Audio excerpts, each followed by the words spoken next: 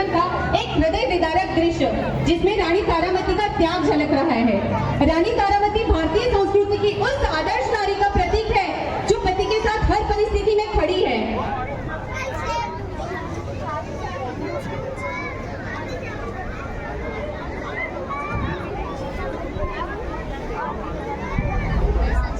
नाथ एक हुई पुत्र का सब है और दूसरी हुई कठोर माँ। मैं तो शमशान का एक सेवक हूँ, पर यह सब मेरे पुत्र का है।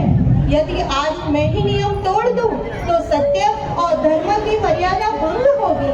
हे देवी, देखो यही है सत्य का कठिन मार्ग। एक पिता का हृदय रो रहा है, पर पुत्र की चिता को सजाने के लिए मैं तुमसे कर मांग रहा हूँ।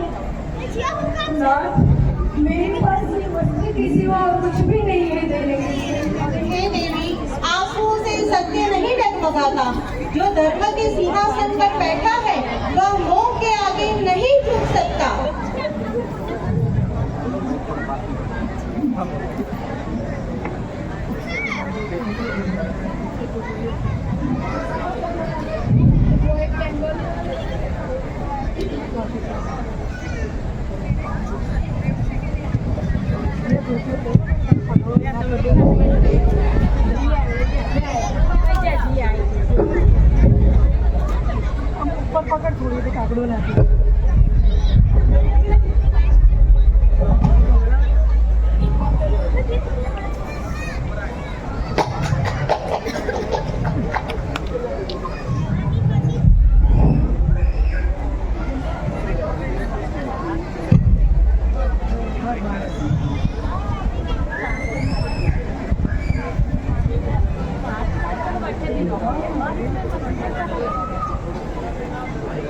तो देखा आपने, ऐसी थी महान रानी तारामती, जो सतयुग की मिसाल थी।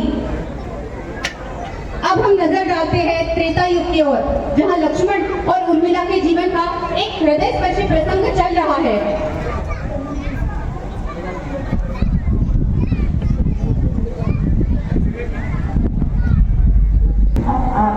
अब बड़े चिंतित लगते हैं।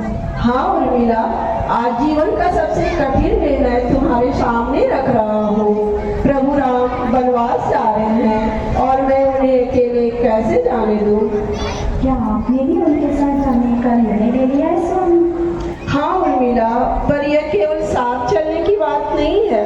मैं 14 वर्षों तक प्रभु राम और माता जानकी की सेवा करूँगा और इस काल में मैं तुम्हें वो समय और स्थान नहीं दे पाऊंगा जिसकी तुम अधिकारिणी हो। स्वामी, यहाँ उर्मिला, आज मैं तुमसे एक वचन चाहता हूँ। इन 14 वर्षों में तुम्हारे आंखों से एक भी अश्रु ना गिरे। आप यह कैसा वचन मांग रहे हैं? परंतु आप निश्चित होकर अपना धर्म का पालन करें और अपना भी ध्यान रखें।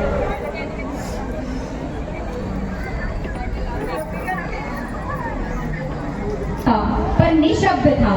उर्मिला के जीवन से हमें संयम, धैर्य और कर्तव्य निष्ठा का आदर्श मिलता है।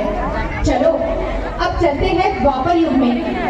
द्वापर युग में देखते हैं द्रौपदी के जीवन का एक भयंकर अध्याय।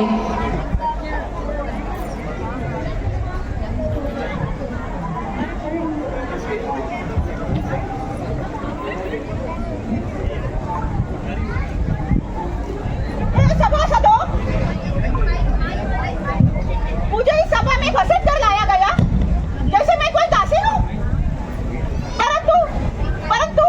परंतु मैं तो हस्तिनापुर की कुलवधू हूँ, पांडवों की धर्मपत्नी हूँ।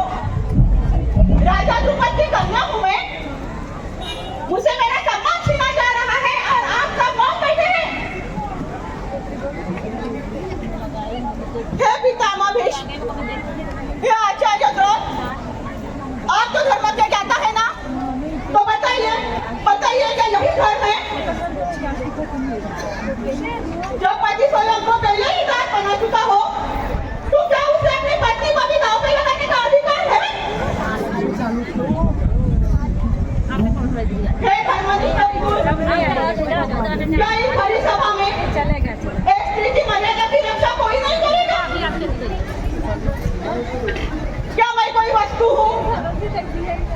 मैं स्वतंत्र नारी नहीं हूँ। मैं आप सबसे पूछती हूँ, बताइए, उत्तर दीजिए मुझे, क्या मैं कोई दासी हूँ? स्वतंत्र नारी नहीं हूँ। आप चुप क्यों हैं? क्यों चुप है आप? उत्तर दीजिए, क्योंकि यह प्रश्न केवल द्रौपदी का नहीं, यह प्रश्न है धर्म और अधर्म का।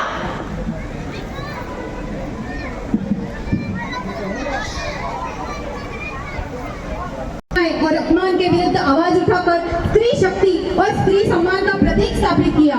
तो अब हम चलते हैं वर्तमान युग की तरफ, यानी कलयुग की तरफ। सन 1950 में कर्नाटक के एक छोटे से गांव शिग्गांव में एक बच्ची ने जन्म लिया। नाम था सुधा। वह साधारण परिवार से थी, परंतु सपने असाधारण थे।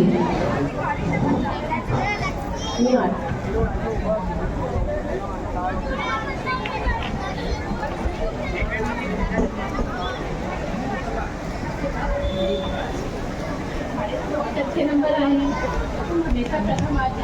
बड़ी होकर क्या बनना चाहती हो?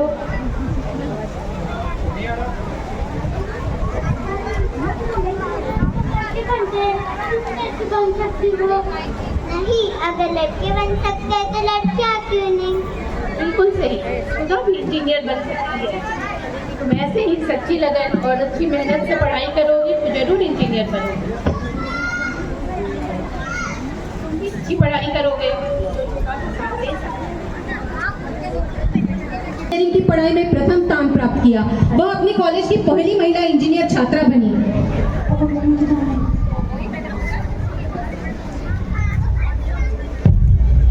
माइक सामने, माइक सामने, माइक सामने।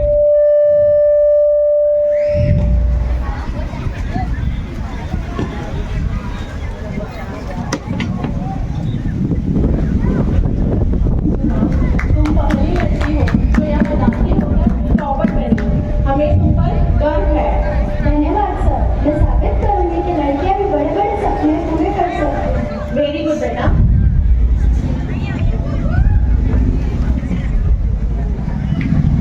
और सुधा मूर्ति जी ने 2 साल टेल्को में जॉब किया। आगे देखते हैं सुधा मूर्ति का जीवन एक नया मोड़ लेता है। वह नारायण मूर्ति के साथ अपने जीवन की नए से शुरुआत करती है।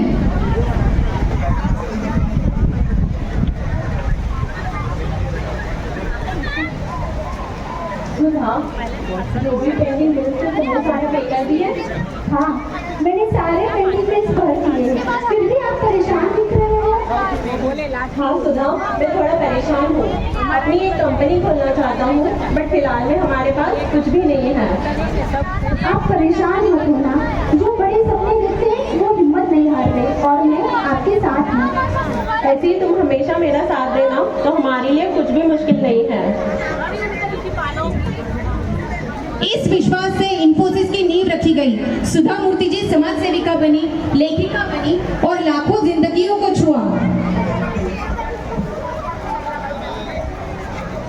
बच्चों, शिक्षा सबसे बड़ा धन है। गरीब और जरूरतमंदों तक मदद पहुंचाना ही मेरा सपना है।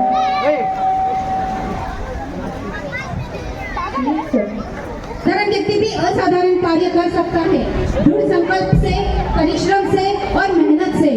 तो अब हम देखते हैं सुधा मूर्ति जी ऐसी नारी है जिनमें सारी नारियों के गुण सम्मिलित है।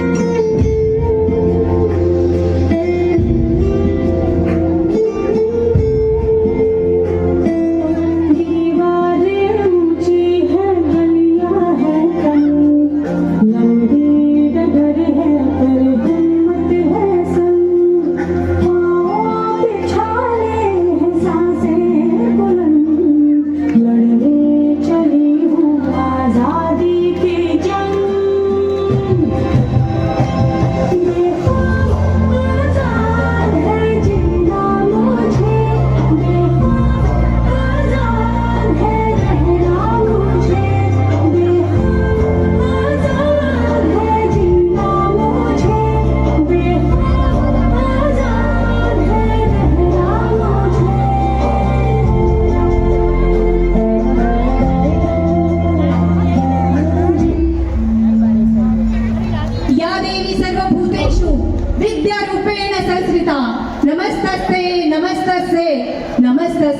नमो नमः।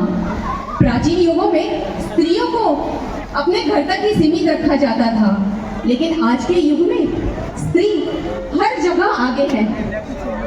आज स्त्री इंजीनियर है, डॉक्टर है, सैनिक है, नेता है, वो हर क्षेत्र में अपनी पहचान बना रही है। स्त्री स्वतंत्र इसलिए बनी क्योंकि उन्होंने रूढ़ियों को चुनौती दी, अपने हक के लिए लड़ी और समान अधिकारों से स्त्री को आत्मनिर्भर बनाया। अंत में यही कहना चाहूंगी कि स्त्री और पुरुष जीवन के एक सिक्के के दो पहलू हैं और स्त्री स्वतंत्र केवल स्वतंत्र नहीं है, वह एक प्रेरणा की मिसाल बन चुकी है। धन्यवाद। तालियां बजाइए, तालियां बजाइए। बहुत बढ़िया, जबरदस्त। तालियां रुकनी नहीं चाहिए।